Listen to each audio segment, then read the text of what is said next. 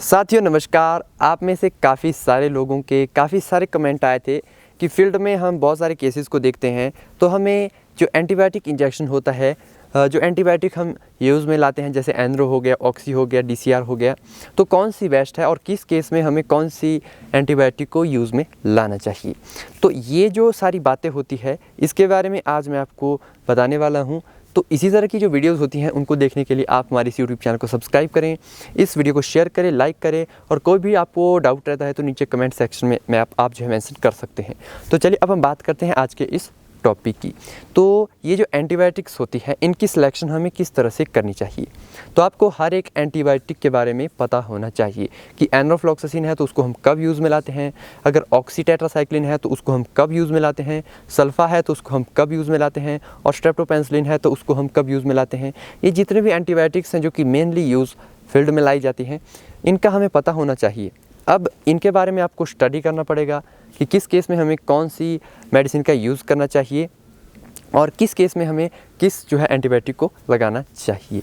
और इसी के साथ ही आपको फील्ड में जो भी आप केस देखते हैं उसको डायग्नोस करना आना चाहिए कि ये कौन सा केस है और इस केस में हमें कौन सी एंटीबायोटिक को लगाना चाहिए।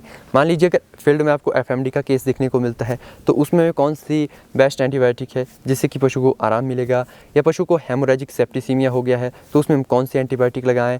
इसी के साथ ही पशु में अगर कोई वायरल, बैक्टीरियल या प्रोटोजोल बीमारी हो गई है या किसी तरीके का अदर कोई बीमारी हो गई है तो उसमें हमें कैसे पशु को एंटीबायोटिक, कौन सी एंटीबायोटिक लगानी है, तो ये हमें कैसे पता चलेगा। तो ये हमें पता चलेगा स्टडी करने के बाद। और ये जो जितने भी एंटीबायोटिक्स हैं जैसे कि सेफ्ट्राइएक्सोन हो गया, सेफ्ट्रीजोन, टैजोबैक्टम हो गया, स्ट्रेप्टोपेनिसिलिन हो गया, ऑक्सी टेट्रासाइक्लिन हो गया, सल्फा हो गया, जेंटा हो गया, एंड्रो हो गया, ये जितने भी एंटीबायोटिक्स हैं इन सभी पे मैंने एक एक वीडियो डिटेल में बताई है कि कौन सी एंटीबायोटिक को हम कितनी डोज पर किस पशु में लगा सकते हैं और किन किन केसेस में हमें लगानी चाहिए। इनके बारे में जितने भी आपके दिमाग में ये जो डाउट है ना कि कौन सी एंटीबायोटिक को हम कब कब यूज़ में लाएं, उसके बारे में आपको सारी जानकारी उन वीडियोस में मिल जाएगी। और वो जो वीडियोस हैं उनका लिंक डिस्क्रिप्शन में है, वहाँ से आप जाके उनको जो है चेकआउट कर सकते हैं। अब यहाँ पे बात ये भी आती है कि हमें सर एक बेस्ट सी एंटीबायोटिक का नाम हमें बताइए जो कि हमें अगर कुछ भी पता ना चले तो हम उसका जो इस्तेमाल कर सकते हैं। तो साथियों वो जो एंटीबायोटिक का नाम है वो है एनरोफ्लॉक्सासिन। एनरोफ्लॉक्सासिन एक ऐसी एंटीबायोटिक है जो कि प्रेगनेंसी सेफ़ है और इस एंटीबायोटिक का आप इस्तेमाल कर सकते हैं।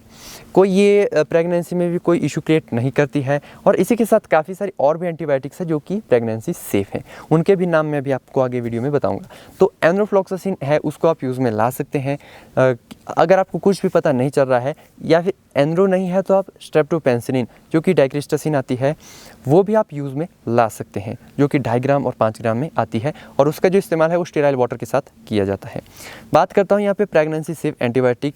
तो प्रेगनेंसी सेफ हमारी जेंटामाइसिन है, एनरोफ्लॉक्सासिन है, सेफ्ट्रीजोन है और इसी के साथ ही जेंटामाइसिन है। और इसके साथ काफ़ी सारे और भी एंटीबायोटिक है जो कि प्रेगनेंसी सेफ है। और यहाँ पे ऑक्सी के बारे में भी काफ़ी सारे लोगों को डाउट रहता है। तो ऑक्सी जो है, वैसे तो मैं तो खुद पर्सनली ऑक्सी टेट्रासाइक्लिन को फील्ड में यूज़ नहीं लाता हूँ। इसमें कुछ इशूज़ देखने को मिल जाते हैं पशु में, तो काफ़ी सारे ऐसे देखने को मिल जाते हैं। अगर आप यूज़ में लाते हैं तो आप मुझे अपना फीडबैक शेयर कीजिएगा नीचे कमेंट सेक्शन में। वैसे जो ऑक्सी टेट्रासाइक्लिन है ये प्रेगनेंसी सेफ भी है, और लेकिन कुछ इश्यूज़ हैं फील्ड में देखने को मिल जाते हैं, जिस वजह से मैं इसको जो है पर्सनली ऑक्सी को प्रेग्नेंट पशु में तो यूज़ में नहीं लाता हूँ। बाकी नॉन प्रेग्नेंट में इसका जो रिज़ल्ट है वो बहुत ही अच्छा है। ठीक है, तो इसी तरह की अगर आपके मन में अभी भी कोई डाउट है, दिमाग में कोई डाउट है, तो आप नीचे कमेंट सेक्शन में मुझे मेंशन कर सकते हैं। इसी तरह की वीडियोस देखने के लिए चैनल को लाइक, शेयर और सब्सक्राइब करें। जय हिंद, वंदे।